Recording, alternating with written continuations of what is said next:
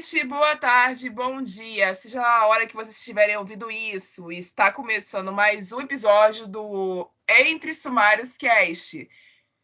E hoje nós vamos estrear a 8ª temporada do programa falando da ausência de oportunidades de trabalho para a comunidade LGBTQIA+, no mercado editorial brasileiro. Agora roda a nova vinheta. Depende. Você vai se divertir mesmo com isso? Ou você só tá lendo porque quer conseguir entrar na rodinha? Aqui desse podcast já sabe que eu sou uma senhora do gosto ruim. Eu só leio livro ruim, entendeu? Livro ruim. Ah, mas de onde você tirou isso? Você consumiu tal coisa pra ficar falando mal? Tem que partir da gente também ler o que a gente quer que seja produzido. Esse podcast faz parte da iniciativa O Podcast é Delas. Saiba mais em opodcastedelas.com.br.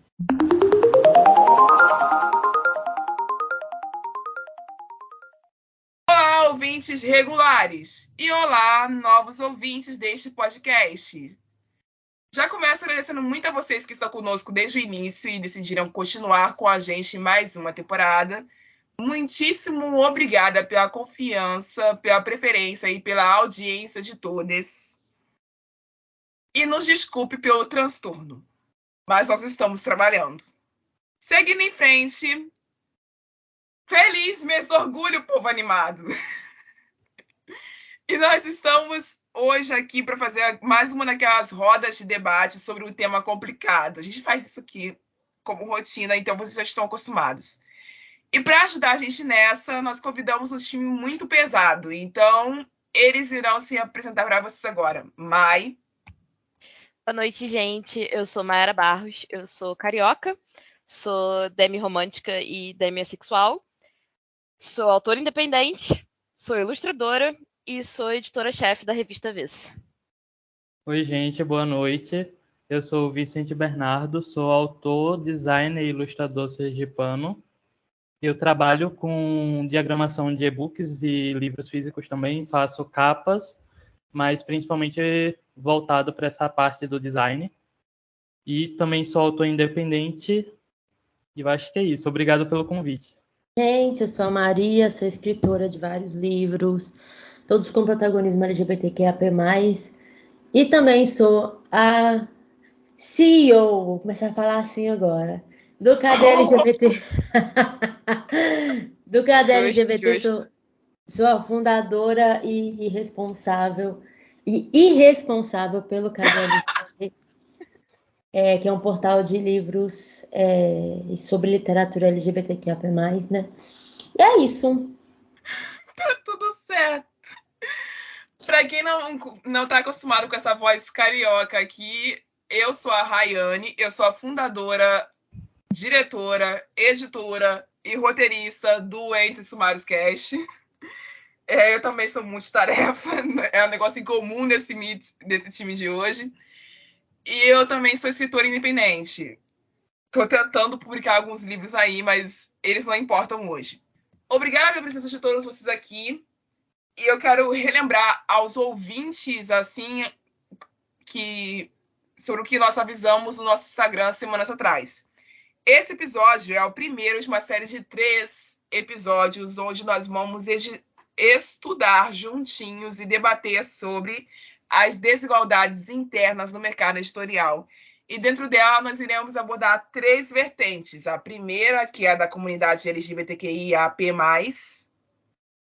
a segunda, que é a questão regional, que nós vamos convidar escritores do Nordeste, do Norte, Sul, Sudeste para poder falar sobre isso, mas principalmente do Nordeste. E a racial, que vai ser a última, que provavelmente virá no final desse mês. Então, vocês que estão nos ouvindo agora, por favor, sigam a gente nas redes sociais através do @castsumários para todas as redes, incluindo o Instagram, Twitter e TikTok, para acompanhar o lançamento dos outros 2 também. Então, conversa falando sobre o primeiro objetivo que nós esperamos cumprir durante este episódio, ou pelo menos começar. É listar alguns dos efeitos que decorrem da ausência de trabalhadores que pertencem à comunidade LGBTQIAP+, no processo de produções literárias que pretendem atingir ao público que também faz parte dessa comunidade. Então, eu vou abrir já para os meus convidados falarem sobre isso, mas eu vou começar dizendo que um dos efeitos mais corriqueiros que eu tenho notado é a aparição de representações que não representam ninguém. Eu conversei já com uma galera sobre esse problema que aparece quando a vivência de um personagem queer é descrita de uma forma que parece falsa, ou é feita para confortável para olhos héteros normativos. Vocês já perceberam esse efeito? E quais são os outros efeitos que vocês já notaram?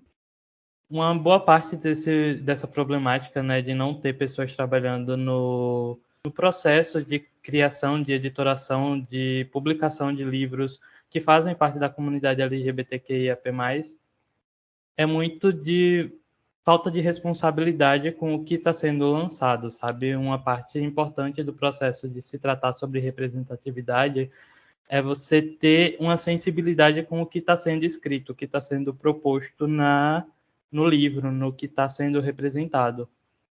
Então, não ter uma pessoa, um grupo de pessoas que façam parte da comunidade faz com que essa obra ela esteja mais propensa a cair naquelas questões, né, de má representatividade, como tu tinha citado, e até mesmo de ofensas, né, para a comunidade.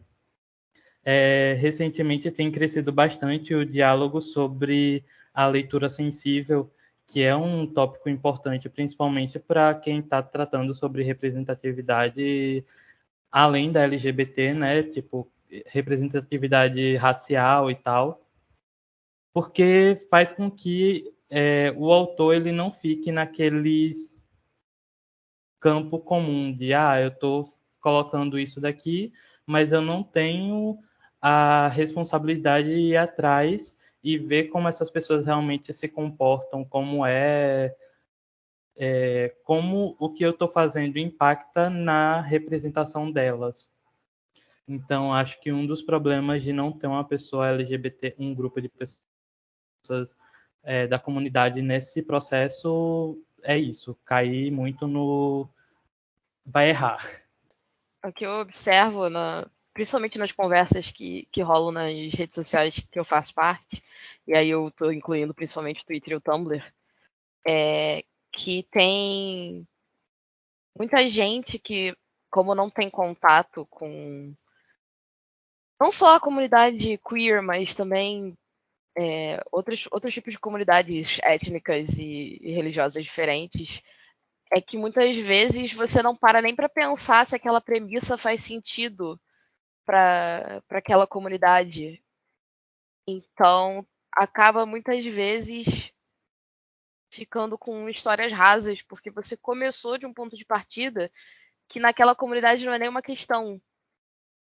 Por exemplo, pensando na comunidade ACE, a questão, eu diria que a questão do sair do armário é uma questão que está tão,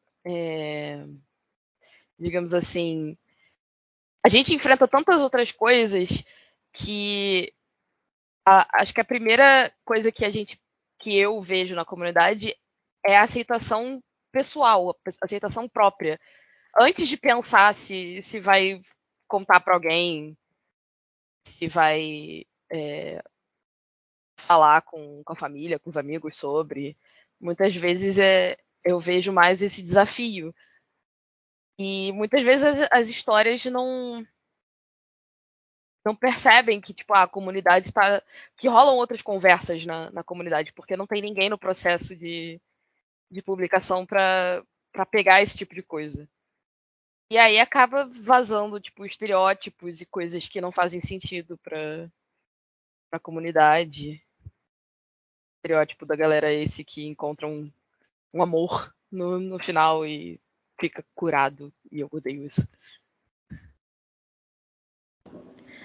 Então, eu não sei se eu vou discordar, se eu vou concordar com os colegas, não sei. Mas é eu sempre tenho... bom ter mais opiniões. Não, mas é que eu tenho uma visão muito, sabe, sobre esse assunto, que é óbvio que a gente precisa de mais pessoas LGBTQIAP+, de minorias no geral, por trás das coisas, né? Você vai observar, eu estava vendo uma discussão hoje sobre Star Wars, que está tendo uma coisa horrorosa acontecendo com a atriz que está fazendo uma vilã, né, no Obi-Wan. Não tô por dentro, não vi ainda a série, mas está tendo aí ataques racistas contra essa mulher. E eu vi um cara, tipo, muito tosco esse cara, né? Mas ele falou uma coisa que era verdade. Vocês estão falando do racismo do fã, mas e o racismo da empresa? Quem escreve a série, os episódios são homens brancos, quem dirige são pessoas brancas, a produção está na mão de pessoas brancas, o dinheiro, a massa do dinheiro está indo para a mão de pessoas brancas. Então, assim, para onde está indo o dinheiro, né? Sim. Então, o grande ponto dessa questão vai além da representação mal feita ou bem feita. Ele está no ponto de aonde está indo o dinheiro, né? A gente vai ver muita gente querendo surfar na onda da literatura mais progressista. Gente que nunca se importou com isso, sabe? A gente vai ver essas pessoas fazendo isso. E a gente tem que ter essa consciência de que para onde está indo o dinheiro? Está indo para profissionais LGBT? Está indo para artistas LGBT? Ou está indo para a mão de grandes empresas, grandes corporações, grandes projetos? No mês do orgulho a gente começa a ver um monte de bandeirinha. Nesse ano tá até pouco. Tô vendo até pouco. Parece que não é lucrativo esse ano não, gente. Mas ainda há tempo de mudarem. Mas... hoje é só o segundo dia do mês. Só o segundo dia dá tempo de mudar ainda. Mas eu vejo muito essa... porque eles sabem que a gente vê um negócio colorido, a gente vai e compra, gente. Nós é besta. Nós vê um arco-íris, nós compra. Nós vê a Havaiana de arco-íris, nós compra. Nós é besta, porque nós gosta do negócio. Nós gosta de falar, entendeu? De mostrar que a gente que a gente tem orgulho de ser uma pessoa LGBT. Só que o negócio é que a grana tá indo para grandes corporações. E quem está por trás não são pessoas LGBT, não são pessoas negras, não são pessoas de outras minorias. São homens cisgêneros brancos. Então, primeiramente, esse é o ponto. Agora, como isso estraga a representação, a resposta está aí. Né? Não tem como um cara branco, um homem branco cisgênero, escrever uma boa vilã negra, mulher, em qualquer universo. Não tem como esse cara escrever assim. Ele pode escrever, mas eu sinceramente conheço um total de 0 roteiristas homens brancos cis que conseguiram escrever boas personagens negras em qualquer cenário. Se vocês tiverem, me apresenta, e não vale ter consultoria, tá? Bom, eu até posso arriscar dizer algumas, mas eu acho que eu sou suspeita. Porque se você for olhar na produção, quem entendeu?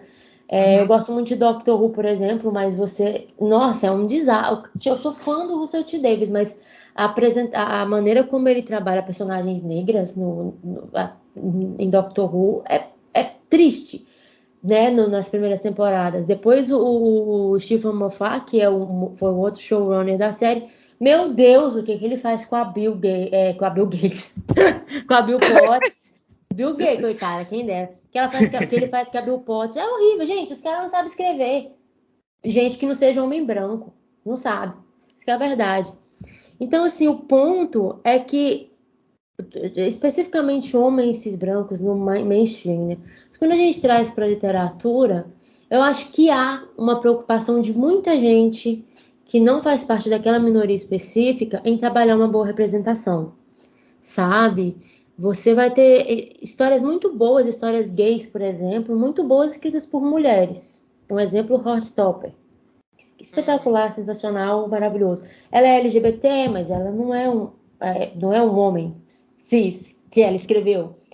Então, eu acho que o ponto não é sobre você ser ou não ser LGBT. Tem muita gente LGBTQIA+, escrevendo histórias rasas, sem profundidade, ou se escondendo por trás de alguns discursos que só favorecem a hegemonia. Aquele discurso de, gente, mas é que tem um protagonismo LGBT aqui, mas olha, não é importante, tá na história. Tem o protagonismo, mas assim, não é sobre isso. Quem ganha com esse tipo de discurso, entende? Então, eu acho que o nosso problema não é só a falta de pessoas LGBT por trás, principalmente, mas é a falta de todo um sistema que também valorize a troca de conversas e experiências, sabe? Essa que é a minha visão. E o interessante disso é que isso reflete bastante na forma como a gente consome essas histórias, né? Em como recentemente tem crescido uma demanda por produções independentes, tipo, não só na literatura, mas também em outros cenários, como jogos mesmo, jogos indie estão tendo um maior destaque recentemente por causa das histórias mais imersivas, que tem um contato maior com diferentes públicos. Então, eu acho que é uma forma da gente perceber como essa concentração de histórias, elas realmente estão modificando a forma como a gente está consumindo. Eu acho interessante perceber como a gente também não pode só falar sobre o mainstream, né? A gente também vê como tem muitas editoras pequenas, como a editora Corvus, a Se Liga, que fazem um trabalho com muita responsabilidade social, e eu acho que isso é uma mudança. Óbvio que ainda é um primeiro passo, a gente ainda tem que caminhar bastante para mudar isso, mas já é uma coisa interessante da gente ver como está crescendo mais. É um bom ponto, falando sobre isso, questão de mercado de trabalho, dinheiro mesmo. Você falou do Se Liga eu conheço internamente, assim, o Se Liga, né? E eu vou dizer um negócio para vocês. É incrível o trabalho que eles fazem. Nossa, eu tenho 5 livros publicados pelo Se Liga físicos, fora e-books e né, coleções e tal. 5 livros, né? 3 publicações. Se Liga faz um trabalho incrível, absurdo. Eu tenho certeza que o Bernardo tem uma experiência boa também, né? Na editora. Na Corvus que você tá, não é? Na Corvus. Pois é. Mas tem uma questão que a gente fala tão pouco, muito pouco. O retorno que essas editoras têm é baixíssimo. Se é que existe. Você tem uma dificuldade. É um trabalho praticamente insalubre, sabe? É uma coisa horrorosa, tipo assim, de você ter prejuízo em projetos que foram bem sucedidos, porque simplesmente as coisas para o independente, para a editora pequena, para a editora independente, elas são mais caras, porque você não tem uma gráfica própria, ou você não tem um dinheiro para fazer uma tiragem gigante e ganhar muito dinheiro com essa tiragem, e aliás, economizar muito dinheiro nessa tiragem, porque no mercado gráfico, quanto mais você faz, mais barato fica, né? Então, assim, as editoras, muitas vezes, principalmente quando elas não são mercenárias, igual as que a gente conhece, tem umas que a gente conhece que é mercenária, mas principalmente as que fazem um trabalho sério, elas também não estão ganhando dinheiro. E geralmente são feitas por pessoas que são LGBT, por pessoas negras, porque são pessoas que acreditam no projeto, que acreditam na causa, na comunidade. E elas também não estão recebendo. Vocês entendem? Quando eu falo da questão do problema, não é só no profissional, no cara da leitura sensível, no ilustrador que você precisa contratar, mas é também você ter que acompanhar uma editora que tem um carinho enorme pelos profissionais que ela trabalha, sofrer para colocar livro na casa das pessoas, entendeu? Porque o mercado independente, ele é a única alternativa para a gente. Até se você não tiver muita grana, você não chegar num patamar assim, sei lá qual patamar que é, você tá meio que preso no mercado independente. A gente não tá no independente estritamente por uma escolha. A gente está porque é o espaço que a gente encontrou de contar as nossas histórias. E isso também é sobre valorizar a parte profissional, entendeu? A gente não é visto tão profissional quanto os caras que estão nas editoras. A gente não, a editora pequena, ela não é vista como uma editora mesmo. Até por nós autores, que a gente é publicado por editora pequena, a gente direto fala, eu já falei, agora eu não falo mais. Já falei muitas vezes, eu queria muito ser publicada por uma editora. Eu já fui, sabe? Então, às vezes, a desvalorização vem da gente também. E eu falo muito, perdão.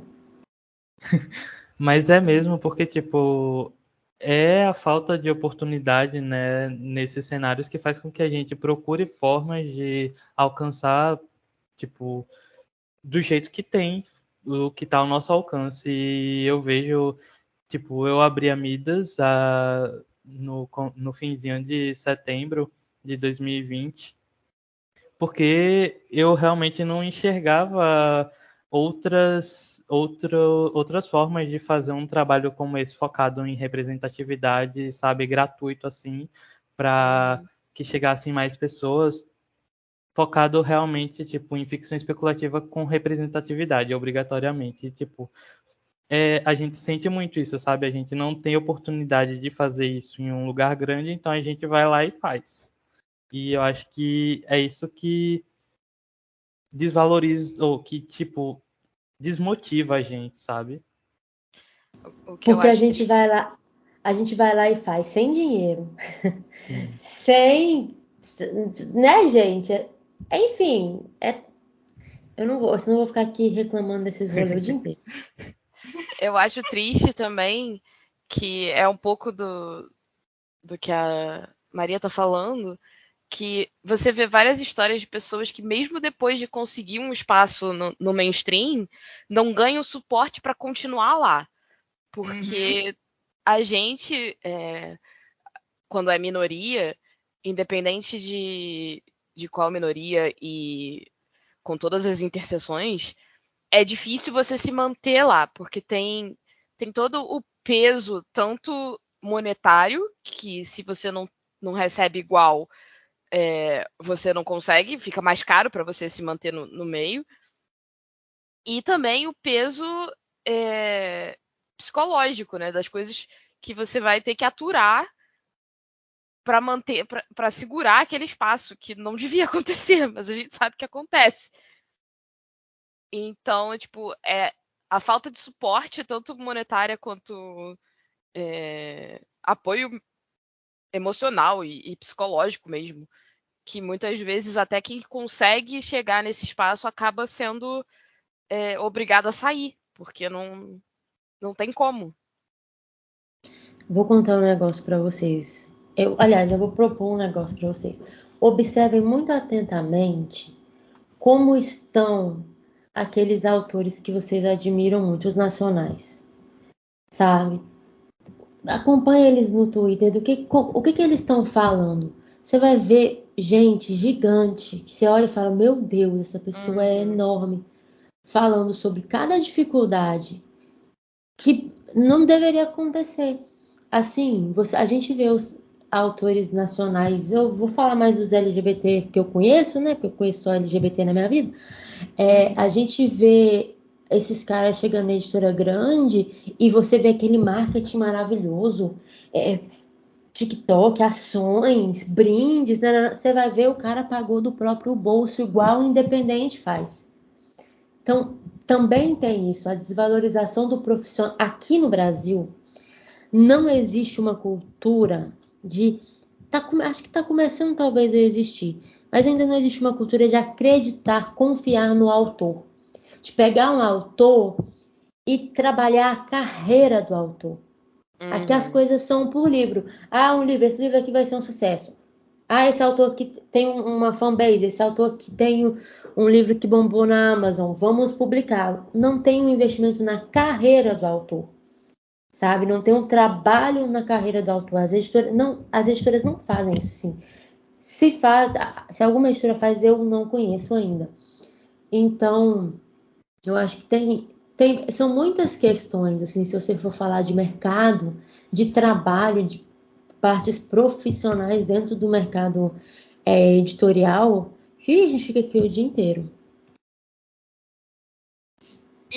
E como eu não posso ficar conversando a noite inteira, infelizmente, eu vou migrar para a segunda parte.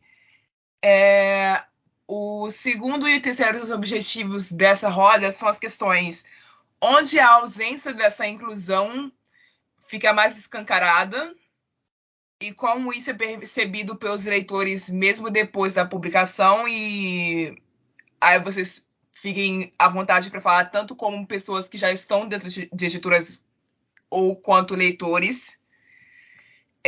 E a última seria o porquê as pequenas mudanças não bastam, que era o gancho que eu ia falar no final, mas que a Maria já começou.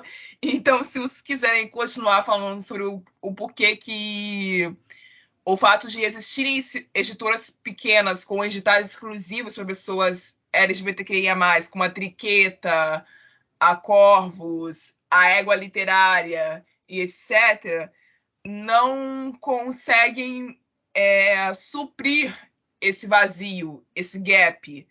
É muito também para a questão rentável, porque eles não recebem o suficiente, acabam tomando prejuízo nos seus lançamentos, mas também existem outras questões. Então eu queria ouvir mais você sobre isso, sobre essas duas coisas agora. Eu acho que o escritor nacional, principalmente, que é o meu lugar de fala, eu acho que o escritor nacional ele está acostumado a ser desvalorizado.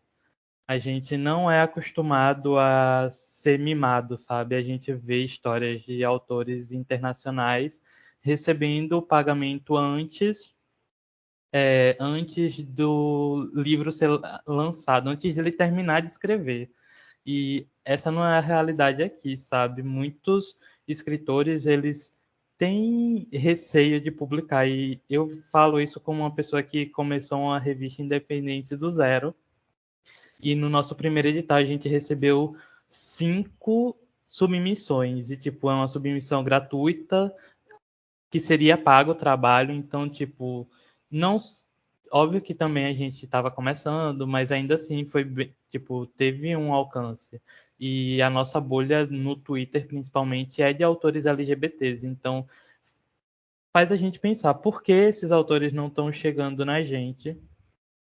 E é simples, né? A gente não está realmente acostumado com ter uma atenção para ser divulgado. Então, acho que isso faz muito um papel estrutural, né, do mercado literário, que também é um problema presente no marketing em si. Tipo, quando um livro ele faz sucesso, geralmente todas as editoras que falam sobre esse assunto, eles querem livros semelhantes a isso. Aconteceu com Crepúsculo, aconteceu com Maze Runner, aconteceu com Jogos Vorazes, a bomba do IA distópico. E hoje em dia a gente vê que tipo, as editoras estão procurando esse IA com autores LGBTs e a LGBT com representatividade, mas a gente não está acostumado com isso, a gente não está acostumado com ter esse contato com editoras, com revistas. Então acho que um problema muito grande é essa desvalorização do autor.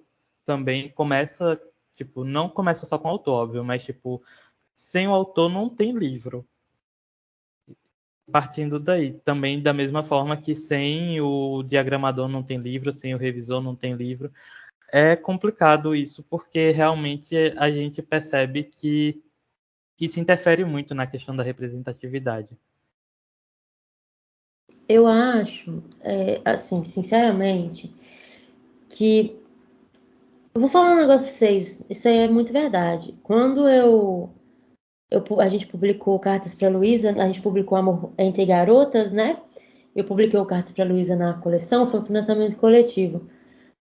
Eu simplesmente não processei a informação de que eu iria receber por aquilo.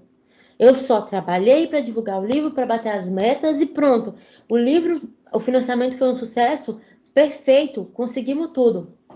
Aí um dia a Tati Machado chegou pra mim e falou, não sei o quê, o pagamento dos royalties. Eu falei, que royalties, Tati?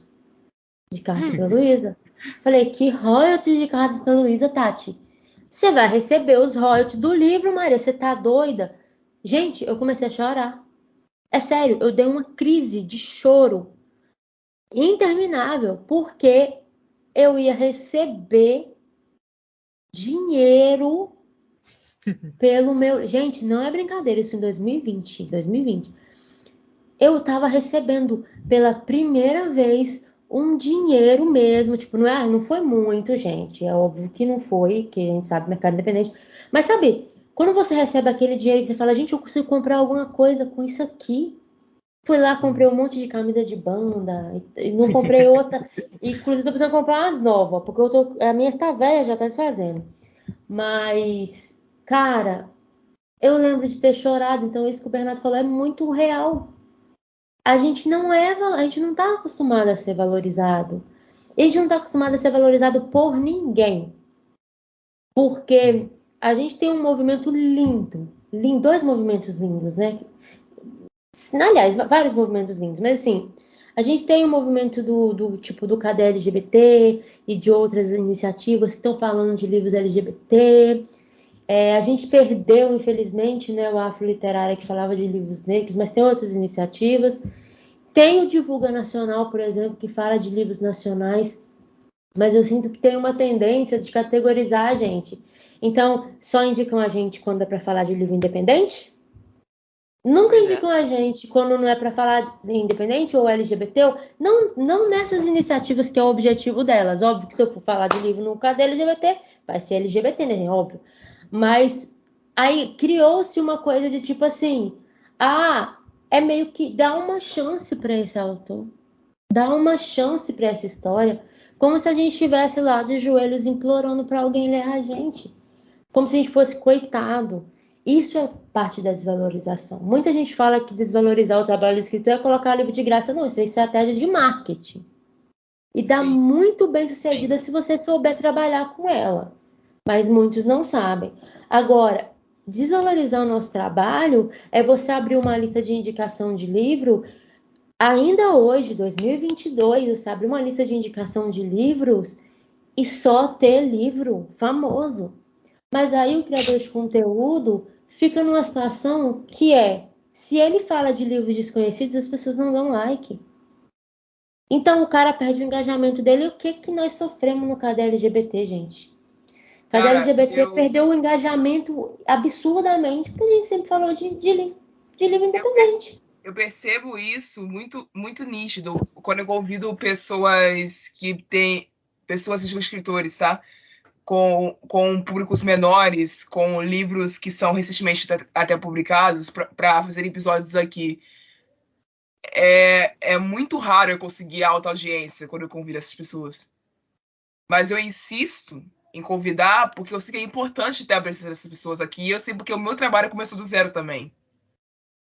Por isso que eu priorizo essa galera. Por isso que eu trouxe vocês, aliás, também.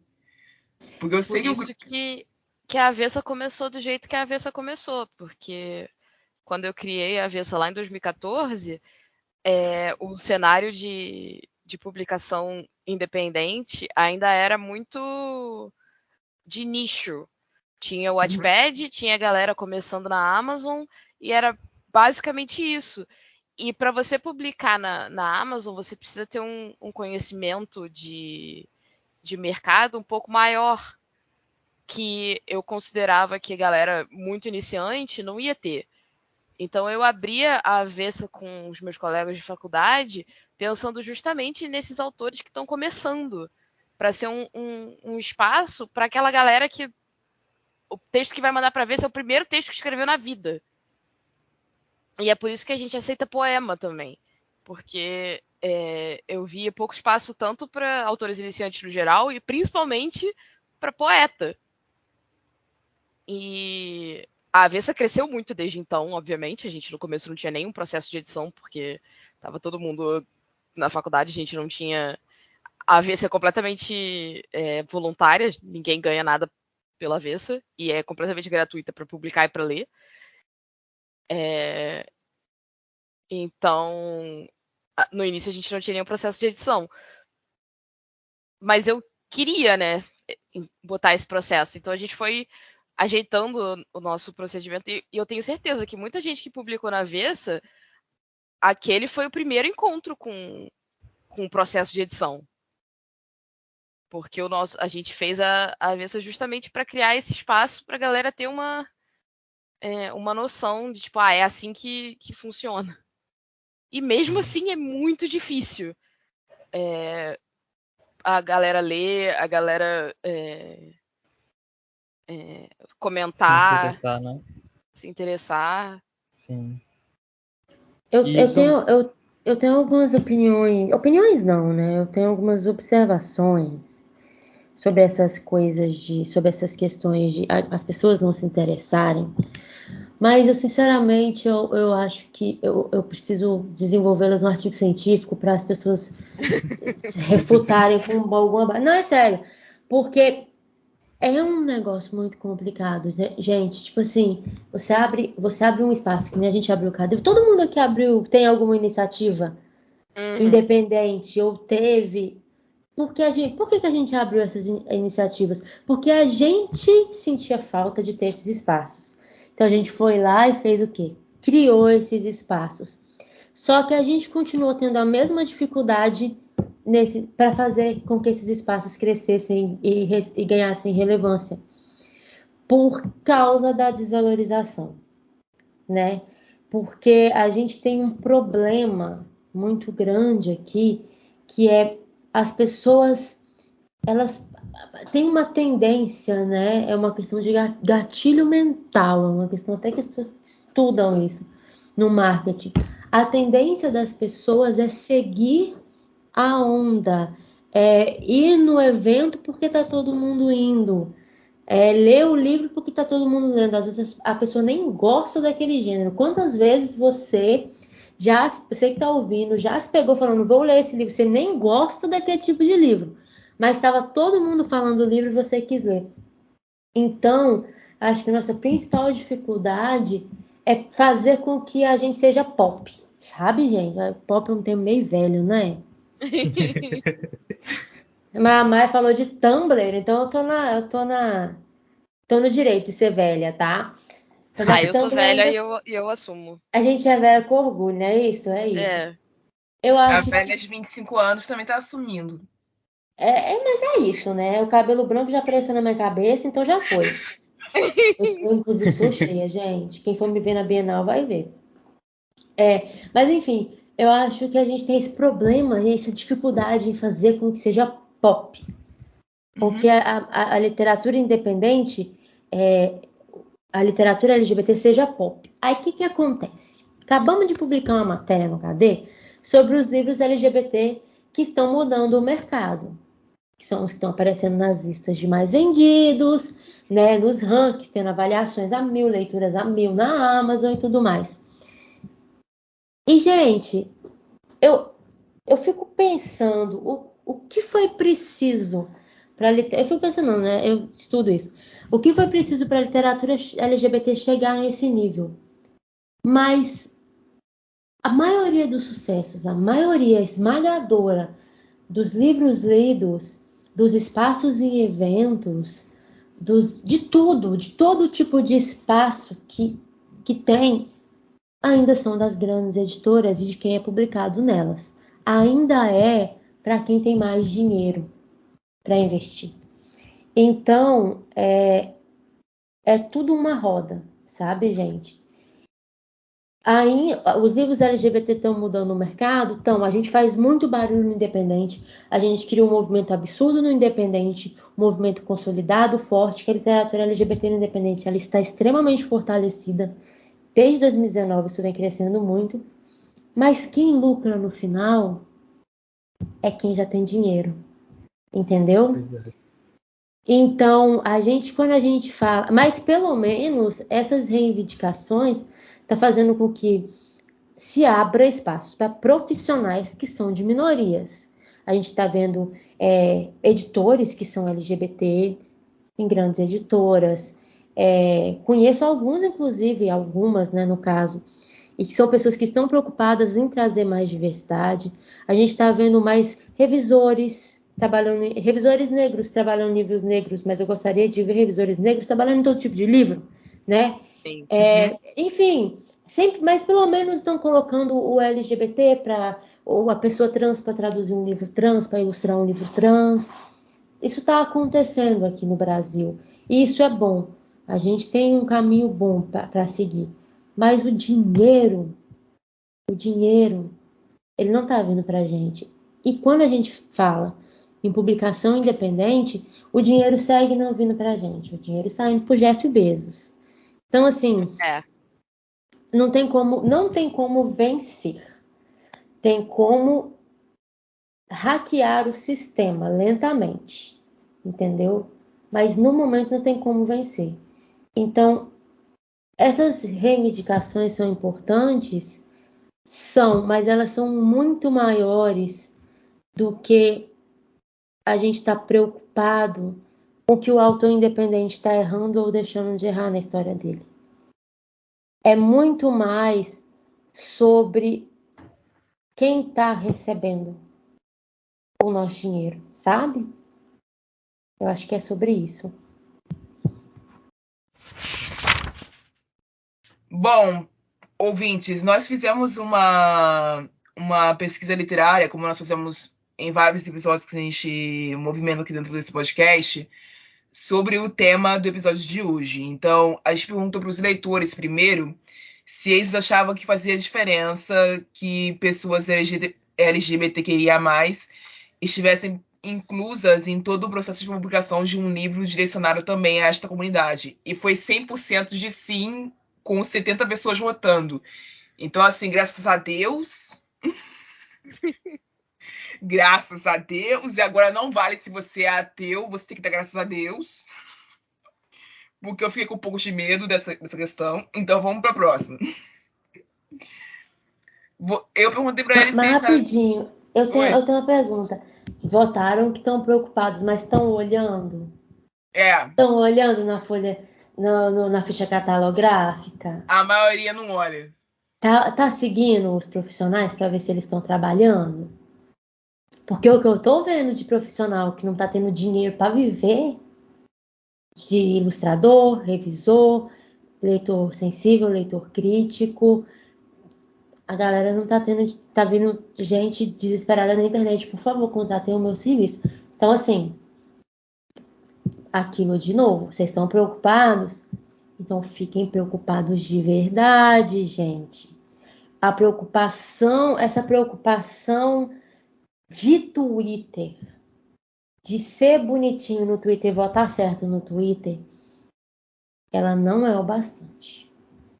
Mas que bom que pelo menos no Twitter vocês estão preocupadas, né? Vamos ver. Pelo menos isso. Pois é. Menos isso. Enfim, a segunda pergunta foi se eles já tinham lido o livro e percebido que poderia ter sido melhor traduzido ou melhor editado caso a pessoa LGBTQIA+ estivesse envolvida nesse processo. A maioria respondeu sim também, que foi 81% de 63 pessoas votando. E teve uma minoria que respondeu não, que foi de 19%. Tem alguma coisa que vocês queiram comentar sobre isso? Vocês já encontraram um livro assim na vida de vocês? Não leram a tradução da Octavia Butler.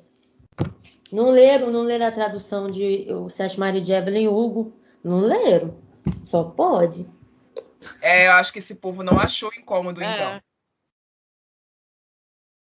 Que eu tenho certeza que esse povo leu Evelyn Hugo. Muita gente lendo Evelyn Hugo aqui. No Twitter, pelo menos.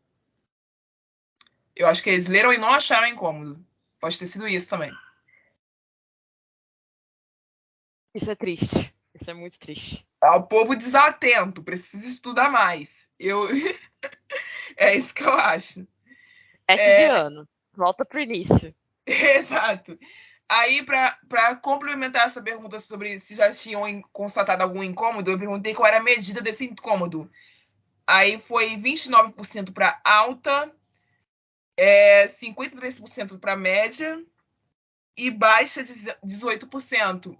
Aí eu acho que eu até tô feliz, porque eu esperava que o alta fosse maior. Então eu acho que tá tudo bem.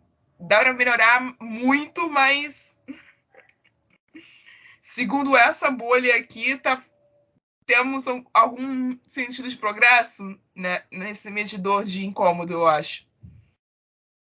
E para os escritores que responderam as pesquisas, eu perguntei o que eu já tinha perguntado para vocês no bloco anterior, então eu não vou repetir, eu só vou revelar o resultado, que foi 89% dizendo sim, que ainda é possível anotar uma rejeição de algumas explícita em algumas bandeiras e editais mais amplos e de gêneros literários específicos. Aí eu imagino que as pessoas têm votado pensando mais nas letras T, né? Na letra T, na letra A, na letra Q, porque são as que são mais segregadas desse meio. Se vocês quiserem me corrigir também, vocês podem, tá, gente? A letra P, a letra P. Sim, também. Então, assim, e a última pergunta, que agora acho que a Maria quer falar mais de novo nessa pergunta aqui, é sobre marketing. Que eu perguntei para a bolha se a forma como os livros são divulgados dentro e fora das editoras ainda podem ser melhoradas. E a maioria respondeu sim, com 97%. O pessoal que respondeu já tá bom foi muito pequenininho. Então, eu vou desconsiderar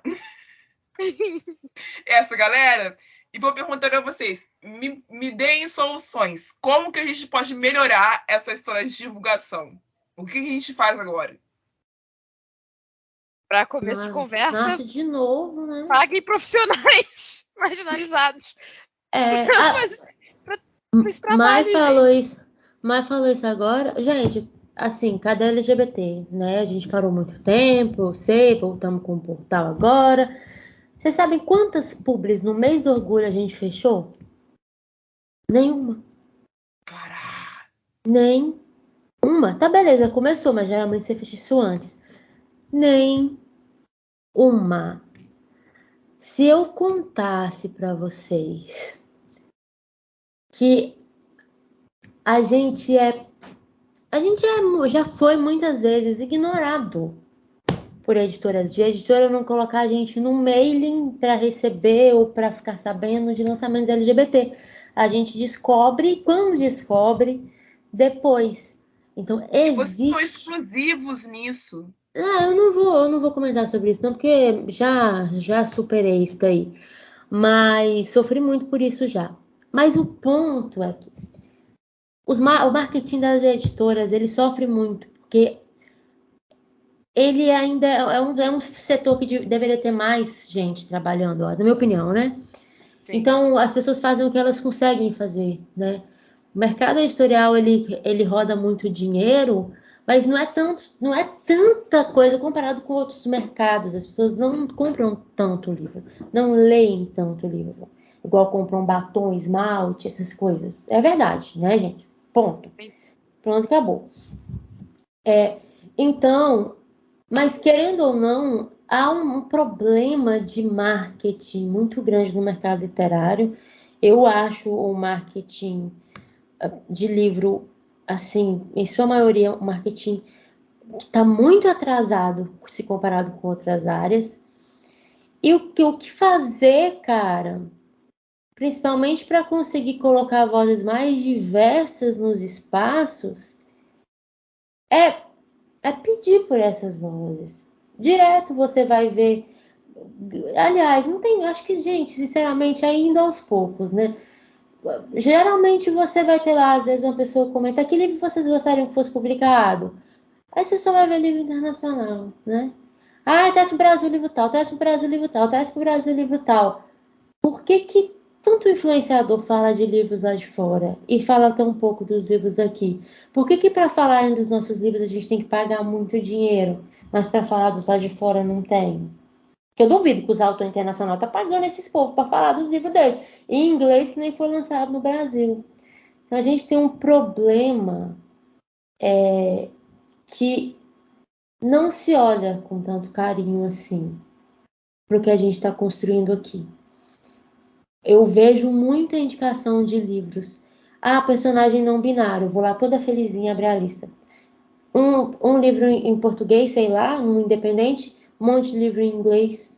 internacional que a população do Brasil praticamente inteira não conseguiria ler, entendeu? Mesmo os jovens aí que têm acesso a mais informação, boa parte desses jovens não falam inglês. Então, cara, a gente tem muito A maioria problema vai ler nesse pirataria, tradução de Google. É isso que Não, acontece. não, eu leio em inglês, eu tenho meu inglês avançado. Eu falo que eu não falo inglês, não, mas é porque eu Eu me tô falando recuso. dos jovens que vão ter acesso a isso. Mas aqui é o que acontece. A gente sabe o que acontece.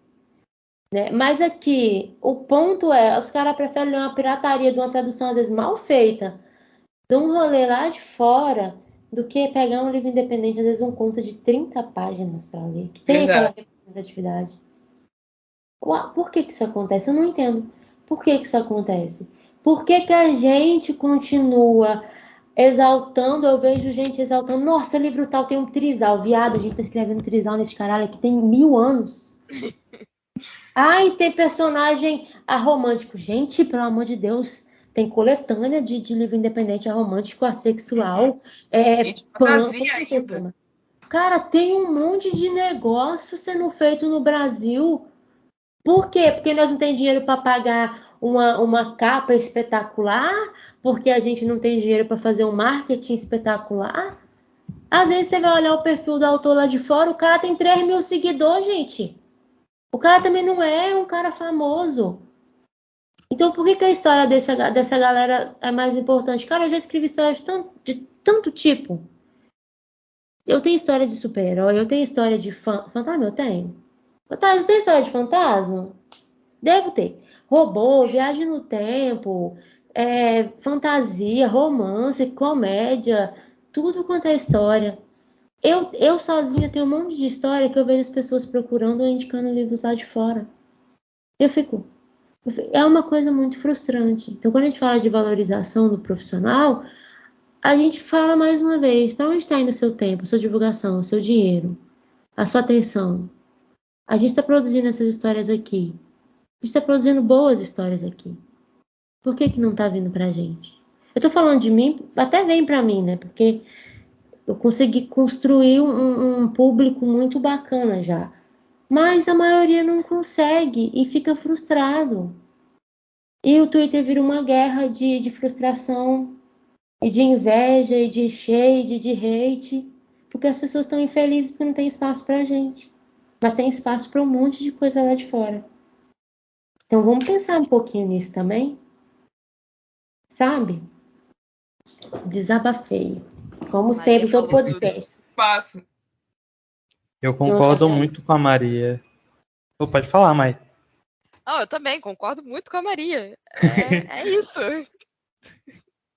E eu acho que existe a setorização, como a Maria tinha dito, né, de como as pessoas enxergam os livros LGBTs. Tipo, a gente produz histórias com representatividade aqui no Brasil, e o que é mais consumido hoje dessas histórias são IAs de romance, com representatividade. Óbvio que ainda não é como é consumido de lá de fora, mas ainda assim é o nicho que mais agrega leitores daqui. E existe ainda um déficit muito grande para outros gêneros da literatura, sabe, com representatividade. Principalmente ficção especulativa, terror, Tá romance rasgando. policial. Fala mesmo. Ai, gente. Vai falando. A gente tem essa diversidade de histórias, de tropes, e tipo, não ficam no romance. E tipo, tem muitas pessoas que questionam isso. Por que a gente não tem essas histórias? Mas a gente tem, ela só não tem essa atenção, sabe? Eu tinha lido da Maria sobre esqueci, Emma e Cobra, né? E a Criatura na Parede, que foi, tipo, sensacional. Foi uma das minhas melhores leituras de 2020 e 2021.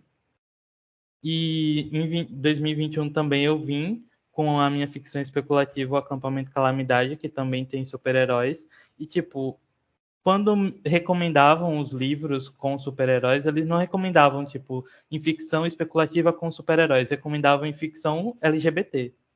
Mas, tipo, os nossos livros não são só LGBTs, eles também têm que alcançar outros públicos, porque eles falam com esses outros públicos. Então a gente fica muito limitado a esse público LGBT, sendo que a gente não escreve só assim, sabe? Tipo, não existe um consumo além. Cara, tem um. Ai, eu falo muito, gente. É porque eu tenho um problema que eu estudo muito. E aí eu falo pouco. Meu psiquiatra que fala isso, que eu tenho que falar mais. É sério, eu sei muita coisa, eu falo pouco. Na vida, né? Vocês podem reparar, eu não falo muito no Twitter, eu não sou de ficar conversando e tal. E na rede social, essas coisas. Quando eu falo, mas eu não sou de falar. Mas isso que você falou. Primeiro, sobre a questão dos gêneros que não são romance, cara, eu tô fazendo um estudo, né? Porque eu sou desse tipo de gente. Lá no catálogo do Cadeia, ainda falta muito livro para subir, mas estou fazendo um estudo, já tô vendo de quilômetros de distância que é a maioria de romances. E eu vejo duas coisas acontecendo. Isso que você falou, de a gente só ser lembrado quando é a parte do LGBT. O que para mim até certo ponto não é um problema, porque de fato eu construí toda a minha narrativa, o meu público em cima disso mesmo. Eu não faço questão nenhuma de que outro tipo de gente me leia, não tô nem aí pra esse povo. Mas primeiro que LGBTs me bastam, que a gente é muito, muito mais que o BGE falou que nós né? Primeiramente. Desculpa, IBGE. Mas, cara, eu vejo esse fenômeno, sabe? Da gente só ser lembrado nisso, e isso cansa. Só que eu vejo um outro fenômeno acontecendo também. Que isso cansa tanto que a gente começa a falar assim, tem LGBT, mas isso não é importante. É importante. É importante. Se não fosse importante ter o caralho do personagem LGBT lá, pra que você vai botar o personagem LGBT lá? Só que o problema é que a partir do momento que você fala meu protagonismo é LGBT, acabou pra você, principalmente na ficção especulativa. Quem fala isso não sou eu, é o Eric Novello, cara gigante, um autor gigante, um dos melhores que tem no Brasil. Antes de lançar uma história abertamente com protagonismo LGBT, que foi Ninguém Nasce Herói, ele era convidado para falar sobre ficção especulativa, distopia, fantasia, horror e essas coisas. A partir do momento que Ninguém Nasce Herói passou a ser conhecida como uma distopia LGBT, uma distopia com muito personagem LGBT, ele passou a ser chamado só para falar sobre questões LGBT, sobre personagens LGBT, histórias LGBT. Então, a gente tem esse problema. Só que a gente não pode reagir a esse problema diminuindo a importância da existência de pessoas LGBT nas nossas histórias. Porque isso é importante para mim. Eu ainda procuro migalhas de personagem LGBT em ficção especulativa, em fantasia, né, que é o que eu gosto, sabe? Eu ainda fico felizinha quando eu vejo um ET, que é uma metáfora para gênero, sabe? Então, assim, a gente não pode responder assim, porque isso serve só a quem quer esconder a gente. A gente tem que falar com muito orgulho que a gente tem personagens LGBT. Na minha opinião, óbvio, tá? A gente pode discordar. Mas a gente precisa. Eu cansei. Eu cheguei num momento da minha carreira que eu falei, não quero mais. Não quero mais. Eu não vou mais escrever, porque tudo que eu tenho é baseado no fato de eu ter personagens LGBT. Ninguém lembra de mim como uma escritora extremamente versátil e ninguém lembra de mim pelos meus aliens e pelos meus super-heróis. As pessoas lembram de mim por causa das bandeiras. Eu cansei. Só que não dá para fugir disso, entendeu? Não dá para rejeitar isso. A gente é ensinado a rejeitar nossas bandeiras desde muito cedo. E aí a gente passa a rejeitar essas bandeiras dentro das nossas histórias, que a gente começou a fazer justamente para conseguir sentir orgulho de quem a gente é. Não dá pra gente fazer isso também. A gente quer ser conhecido por outras coisas. Mas eu quero falar de ficção especulativa um dia, que eu vou chegar lá ainda, e falar com muito orgulho que meu protagonismo e todo mundo também é LGBT, que não existe quem não é LGBT pra mim na minha cabeça mais. Então, no meu mundo não vai existir. Sabe, gente? É um rolê que também eu devia falar mais, mas não falo. Eu super concordo e eu sinto isso também, de que muita, muita gente quando vai falar do livro tenta minimizar que tem personagens queer e eu não consigo não falar, porque faz parte de quem eu sou. Se eu não falar, eu tô negando uma parte de mim. E isso me machuca tanto. Então, é pra falar mais alto. Quanto mais reclamar, mais alto é você. Porque é o E tem jeito que uma eu sei. coisa que a gente vai ser expulso daqui a pouco. Tem uma coisa. Quando a gente, quanto mais a gente fala que a gente tem personagens LGBT, que a gente está escrevendo isso, que a gente bate nessa tecla, mais a literatura ganha força. E aí acontece o que está acontecendo agora na Bienal. Na Bienal a gente vai ter uma mesa para falar sobre personagens LGBT de outros gêneros que não seja o romance. Espetacular, espetacular. E vamos ter uma mesa para falar de TikTok, de BookTok, e os 3 convidados são autores LGBT. Não é para falar sobre literatura LGBT. Ótimo. Então, assim, Tá incrível. mas isso foi conquistado porque a gente meteu a cara à tapa e falou que escreve LGBT. Não porque a gente ficou... Ai, não é importante. É importante. Tanto é importante que a gente está ocupando os espaços agora. É isso. Exatamente.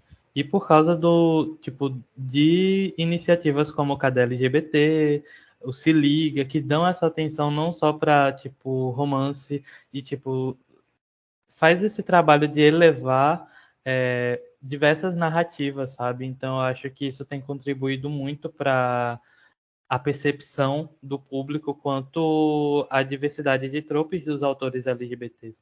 Uma coisa que eu percebo muito é que, uma das minhas maiores ambições com o Acampamento Calamidade era de ter um HQ do Acampamento Calamidade. Eu me via sendo aquele tipo de autor que chegava numa banquinha de esquina e via a HQ lá do acampamento com o meu nome, o nome da pessoa que fosse ilustrar.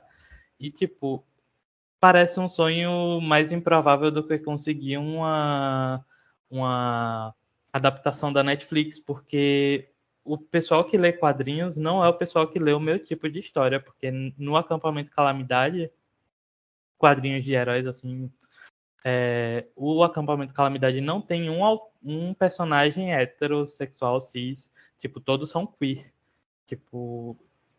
Prezar por essa representatividade não deveria desmerecer a minha história, sabe? A minha história é uma história de herói. Só aconteceu que no meu universo todos os personagens são LGBTs. E eu percebo muito essa desvalorização. É uma desvalorização. A gente está falando sobre isso aqui, né? Desvalorização em várias esferas. Infelizmente acontece. E eu sinto isso também. Eu sinto que se eu falo com muito orgulho que a minha coleção tem personagens bissexuais, porque eu não tenho como divulgar a coleção diferente, a coleção em si. Porque, gente, é o que une os livros são o protagonismo bissexual. Ponto. Se eu divulgo assim, eu recebo crítica porque tá usando a bandeira. Beleza. Não posso usar o meu próprio símbolo, então tá. Né? Não vou responder do jeito que eu gostaria, não. Aí eu vou e divulgo a coleção como o objetivo dela, que era sempre trazer diversidade de narrativa, de existência para pessoas bissexuais, para mostrar que nós não somos iguais a todo mundo. Aliás, iguais a todo mundo não, que nós não somos. Mas nós estamos todos iguais, né? E aí parece que ninguém escuta, sabe? Tipo assim, beleza, os leitores escutam. As pessoas que me leem escutam. Essas pessoas eu não estou falando delas. Mas eu estou falando dos colegas, sabe? Dos colegas, dos nossos colegas autores, dos nossos colegas profissionais do livro. Eles... Não há essa... Quando a gente escreve sobre minoria, a gente está preso a isso. Assim, e não adianta, a gente fica preso a isso. E eu não acho saudável tentar se libertar disso. A gente está preso nisso, a gente leva isso junto com a gente, entendeu? Porque eu acho que não dá, não estamos num momento de adaptar narrativas, principalmente a narrativa que a gente usa para vender o nosso livro, sabe? E eu acho que a gente está sendo obrigado a isso muitas vezes. Eu estou ouvindo demais esse discurso de que tem LGBT, mas não é importante. Não é o que o público quer. O público não quer história de descoberta. Eu quero de gente velha se descobrindo, porque é o que eu estou passando no meu momento, de questões internas, como a Mai trouxe aqui no começo. Eu quero. Uai, quem falou que não quero? Eu quero que fale sobre religião. Poucos livros falam sobre relação com religião, não acho. Eu quero histórias que não sejam YA, porque eu não sou mais nova, tô velha. Eu quero história de ficção científica, tá faltando muita história ainda. Tá faltando muita história. E eu posso escrever uma história de ficção científica no espaço com um idoso se entendendo com uma pessoa não binária. Nada me impede, entendeu? E essa história vai ser extremamente LGBT, muito LGBT. Mas vai ser muito ficção científica também. Uma coisa não tem que eliminar a outra. Personagem hétero nunca tirou o mérito de um gênero literário, de uma história dentro de um gênero literário. Aí a gente quer diminuir os nossos personagens LGBT porque a gente tem medo deles tirarem o nosso mérito, o nosso foco. Que é isso, gente? Acho que quando eu for falar de livro que não tem personagem queer, eu vou chamar de literatura não queer. Tá ótimo. Literatura chata, literatura ultrapassada. Exato. Literatura que ficou nos anos 2000 para trás. Assim que eu vou chamar. É isso, pessoal. Muito obrigada a todos que ouviram até aqui. Eu espero que vocês tenham gostado desse resultado. Eu vejo vocês na próxima. Até lá e tchau! Você ouviu um programa participante da rede Podcast é Delas, uma iniciativa que fornece toda a infraestrutura necessária para mulheres hospedarem e publicarem os seus podcasts. Para fazer parte, entre em contato conosco através do site opodcastadelas.com.br ou através das nossas redes sociais, como @opodcastadelas.